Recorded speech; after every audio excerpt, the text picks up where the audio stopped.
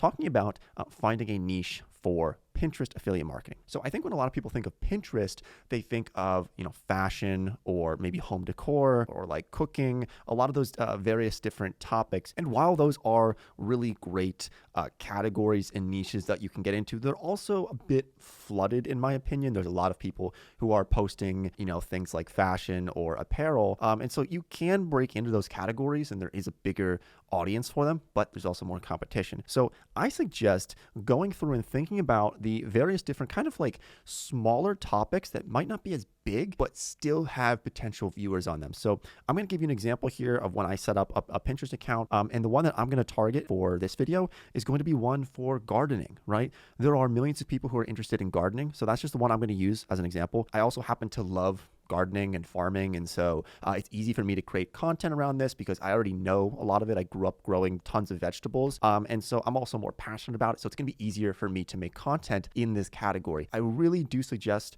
picking a niche that you already have some level of knowledge on, or at the very least can get a little bit excited about it. Like me personally, I'm not going to do women's apparel because I'm a guy and I just don't really care about women's apparel, to be honest. Like, I don't know anything about it. I'm a guy. I'm probably not going to do that category because it's just not really my field. So pick a niche that is a little bit smaller. I really do recommend that. You don't have to go for gardening. I'm just using that as an example in this video. But go through all of your various different things that you like. It could be reading. It could be literally anything. It could be camping, something that you really like, and find that, start with that one. Once you build it up, then you can branch into creating other Pinterest accounts and getting into a lot of other topics. But start with one niche to begin with. I also want to mention here, look, this is not a get rich quick thing. This is going to take, likely it's going to take months to really get the ball rolling with this. So if you're expecting to make $20,000 this month, it's probably not going to happen. You are realistically probably going to make $0 this month and, maybe $100 next month. And then months and months later, next thing you know, 2 years later, you're making 20 grand a month. Can't promise that, but we've definitely seen it happen on this platform. So don't think you're going to become a millionaire overnight. Just want to make that very, very clear. And people do fail at this, but the beauty of affiliate marketing, especially on Pinterest, is that,